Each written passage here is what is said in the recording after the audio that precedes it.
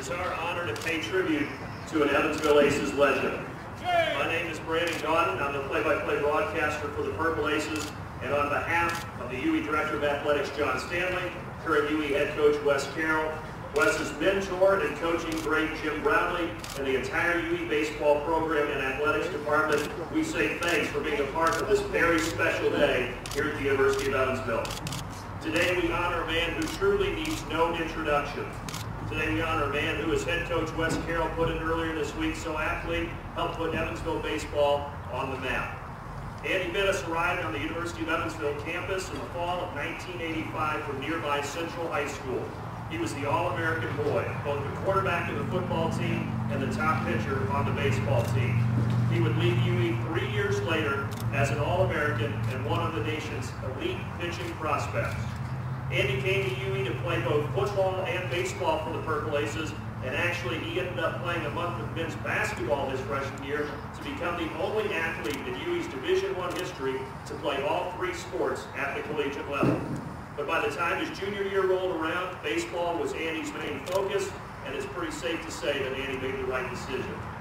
In 1988, Andy completely rewrote the record books at the University of Evansville, setting single-season records for victories with 16, complete games with 13, innings pitched with 146, strikeouts at 188, and a gaudy earned run average of 1.42. He was a consensus first-team All-American pick in 1988 and was named the NCAA Division I Player of the Year after helping the Purple Aces to a school record 44 victories and the program's first ever NCAA tournament appearance. And Andy made the trip to the NCAA tournament a memorable one as he shut out top-ranked Arizona State 1-0 in the first round of the West Regional in Tempe, Arizona. Andy would go on to become the #1 overall draft pick in the 1988 Major League Baseball draft by the San Diego Padres, but not before he set UE career records for both ERA and strikeouts, 2 marks which still stand today. He was also named in the 1988 Team USA squad, and he represented our country in the '88 Olympics in Seoul, South Korea. Andy then went on to the professional ranks and shined on the mound for the Padres, the Mariners, the Diamondbacks, and the St. Louis Cardinals over the span of a 14-year career. He posted a career record of 155 wins against 139 losses in his 14 seasons in the majors with a career ERA of 3.97. Andy was named the 1993 National League All-Star Team as a member of the San Diego Padres, while also being a 2-time Padres Pitcher of the Year award winner. He ranked among the National League's top 25 in ERA 8 different times, and he also ranked among the NL leaders in strikeouts for 10 straight seasons from 1990 through 1999. He also led the league in strikeouts in '94 at 189. Andy retired from the game of baseball in 2002 after pitching his final 3 seasons for the St. Louis Cardinals. He remains active in the game of baseball, working with Fox Sports Net and the Cardinals organization. Andy also now spends a great deal of time with his family, including his wife Jennifer and their 5 children.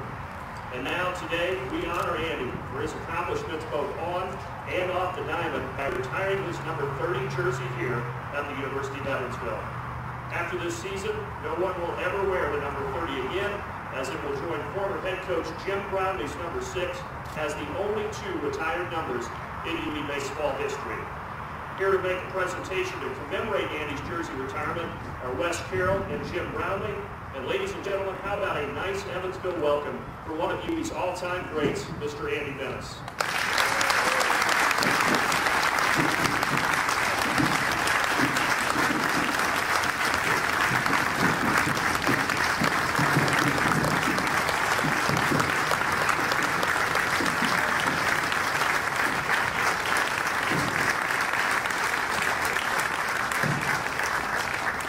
And now, if you would direct your attention down the left field line, we are very proud to unveil a new banner here at the University of Evansville displaying the 2 retired numbers in UE baseball history.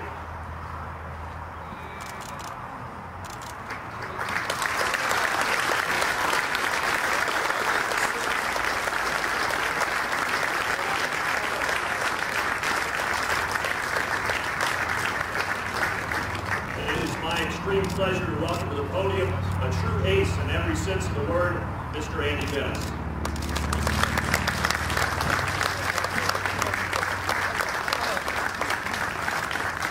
How much time do I get? Hey, first of all, I'd like to thank my Lord and Savior Jesus Christ. That's the most important thing in my life, and I would never forget to thank Him. Second of all, I'd like to introduce my family really quick. My precious bride of 23 years, Jennifer. My son, Drew. Now, I do have some allegiance problems right now. Number 15 at Arkansas State, he's a junior. My daughter, Bryn. My daughter, Bailey. My son, Shane. And our new addition from Krasnoyarsk, Siberia, Brock. I also want to thank my mom and dad who made the trip over from St. Louis, and my mother and father-in-law, Phil and Joan Byers, that live here in Evansville, along with a lot of other family. I'm very humbled and honored to be able to have my number retired. I kept asking my wife, well, what should I say? And she said, well, I don't know, so I'm just going to wing it. I had a great time here at Evansville. I was privileged to play, to have a scholarship to help me go to college, to study biology and chemistry. I had people that believed in me. I want to thank Coach Brownlee and our pitching coach, Mike Gady, for putting up with me. I think a lot of people think, well, you showed up and you were really good from the beginning, and I really wasn't. I had a really bad ERA my first year and a little bit less than bad my second year, and things just kind of got turned around for me my third year, and I guess 12 miles an hour will do that for you. So when you throw 100, it makes things seem a little bit easier, but those guys were very patient with me. You guys exercised grace when you needed to, and I'll leave it at that. And you exercise firmness, which I think all young adults need, so I thank you for that. I'm very thankful to have coaches that taught me the game of baseball, but also taught me about life and how to conduct myself. And I'm very thankful to the university, Coach Carroll, for extending this honor to me. It is truly humbling. I wanted to say something to the guys, all the guys standing there and all the guys here. I have a lot of respect for the two head coaches, Coach Rappo and Coach Carroll, and to the guys. You know, I came here in my first year, I had almost a 6 ERA. My second year, I had almost a 5 ERA. My third year was a lot better than that. But if I could say something as a dad, being an old guy and I can't play anymore, the first thing I would tell you guys is to treat people the way you want to be treated. Second of all, go to class and get your education. That's what's gonna carry you. And I'm actually, just so you know, I'm 2 classes away from graduating. So I'm almost done 22 years later.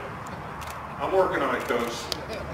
I promised Mom when I left. She said, you can sign, but you gotta come back. So I'm working on it. So go to class and get your education. But don't cheat yourself either in the classroom or out here. Don't let anybody tell you that you can't make it to the next level. Every one of you has gotten further than 99% of people that ever play the game of baseball. And you should be really proud of yourself. But don't rely on that and just say, I'm pretty good, I'm playing in college. Work out, do the very best you can. You never know.